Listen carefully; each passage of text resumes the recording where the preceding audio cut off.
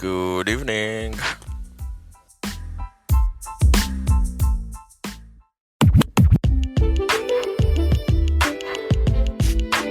Yo, what's popping? It's your boy DJ Farhan. I'm your host today, and welcome to Sit Down Talks. I am your host, DJ Farhan. So this is my first podcast. My name. First of all, let me introduce myself, and we'll talk about who I am and talk about my life and stuff. Here we go. So DJ Farhan is not my real name. It's just a name that I call myself, and people call me DJ Farhan, as everyone calls me in my school. Well, they call me DJ. You guys can call me DJ if you guys want, for the new peeps. But my real name is muhfarhan.athallah. It's weird because my real name is the second name, Farhan. It's a bit weird, but whatever. I was born in Indonesia, Serang, on the 8th of August 2001, and yes, and I'm Indonesian.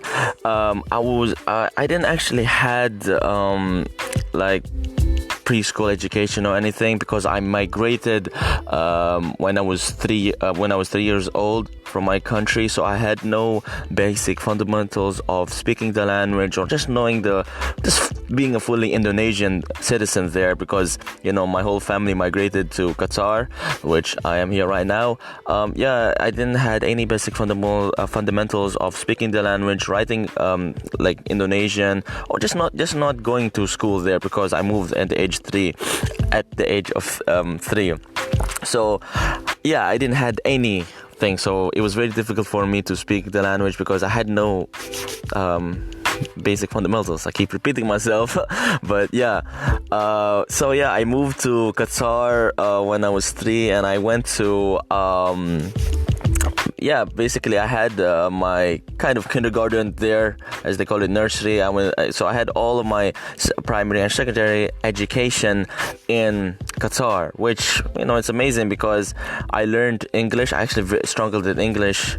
It was not easy for me to learn the language, but I'm very fluent at English right now. Well, throughout my school life, English is I speak more English everywhere than anything else, even more than my own language, because that's like my mother tongue, which is completely incorrect, because Indonesian, I was taught Indonesian by my parents, like basic words like hello and all that, but English is like my first language. It's my fluent language, and I'm very grateful that I can speak English very fluently. And of course, I'm not perfect in English, but I can hold down the conversation really good. So I migrated to Qatar.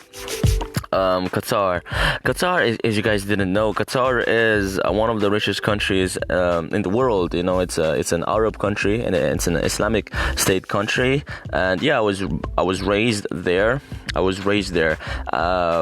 Qatar has around 2.7 million people.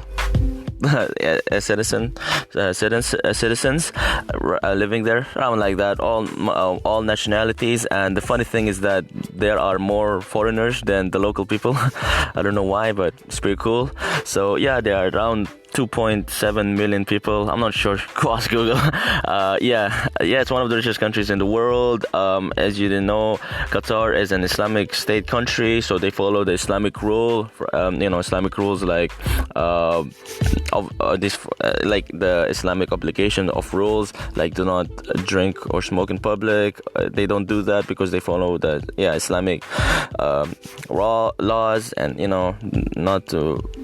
No making out in public, all those, because they follow so I keep repeating myself. I'm sorry, but you guys get the point, right? And so living in Qatar is actually very interesting and very nice, because like everything there is not totally free, but like the government got you. Like, for example, like the tax, we don't pay tax, we don't pay for electricity. All that is all free, and I'm very grateful to live in Qatar right now. It's such a blessing, from all the countries. It's so grateful. I'm so grateful that I'm living in this beautiful, amazing country. Yeah, I live in a small town in Qatar. It's called Dukhan. Dukhan is a very small town. It's with around what almost to 7 to 8,000 people. Not very sure, but it's a very nice community that I live in. I live in a compound which is owned by a multinational oil manufacturing company, which is called QP, Qatar Petroleum. So this oil manufacturer company made this compound for the workers, for their employees. So yeah, my dad works there, so it's a very nice thing that they provided this service for us, like the housing. They provided housing, they provided healthcare, education, transportation, everything, and I'm very grateful, alhamdulillah. So yeah, it's such a blessing to be here in Qatar, Dukhan. It's very nice. To be honest, this is like my second home because I grew up here, like all my friends and stuff. Hey guys. So yeah, it's just crazy because every time I go back to my home country, you have to pay a lot of tax, you have to pay this, and everyone here in Dukhan is wealthy, is rich. It's because like no one is poor here. Like even there are like status of there are two status, like senior status and junior status. Junior status is like the normal worker stuff. No, doesn't. Basically, you get it like not less paid, like the wages and the salary differs, but we're all very rich here. It doesn't matter if you're in the senior status, everyone gets paid enough and everyone is wealthy here. Everyone can accommodate everything for the children, education stuff. Everyone has a car here, no one is poor. No, everyone is wealthy here. And the fact that people say, oh, I'm not rich, I can't buy it, like I'm telling you, all of you people here in Dukhan, everyone is rich here. Your parents ain't buying you shit, alright? Like literally they can buy you 3 PlayStation 4s, but they're disciplined, and they're trying to discipline you and say like, no, you ain't getting that shit. So yeah, we should be grateful for everything here, and I am very grateful for what I have, for what my dad has worked for, what my parents has worked for, and I love the place here. It's very nice. I mean, it's quite boring here. I mean they've got facilities here, but like the thing gets really boring real quick. But I'm not trying to sound ungrateful or anything. It's just I wish Dukhan and Qatar could do more. Hence the FIFA World Cup 2022, which is coming in. Wow, so fast, in 2 years. Nope, correct me. Wait, 3 years. Yeah. It's just amazing. I just I love Qatar. Qatar is very nice. I wish Qatar had a lot of things. It's a very small country. What do you expect from a small country? I mean, they have this amazing public transportation or metro. A metro they're developing. I've not been onto it, but it's pretty cool. And Qatar is overall, I do like the country. It's a very safe country. Not much crimes going on. Everyone here gets paid. It's just very nice. It's a very nice safe place to live. The thing with Qatar, it's just it's quite, what's it called? It's quite limited, like quite limited on what you can do, because there's not a lot of things to do here. It's a small country. What else you can do here? But like I see Qatar is trying to be innovative and try to create new ideas for us teenagers, and also tourists, foreign tourists, and also business. It's pretty cool. They're quite developing a lot. Not only the FIFA 22 developing like metros and stuff that they've never made before. That's a new thing. That's quite amazing. Yeah, it's crazy. But like I can't wait for what Qatar has to offer in the next several years or decade. It's gotta be very interesting. I can't wait. But at the moment right now, it's boring as shit. But yeah, it's all good here. But the thing with Qatar in the Middle East, god damn, it's blazing out there.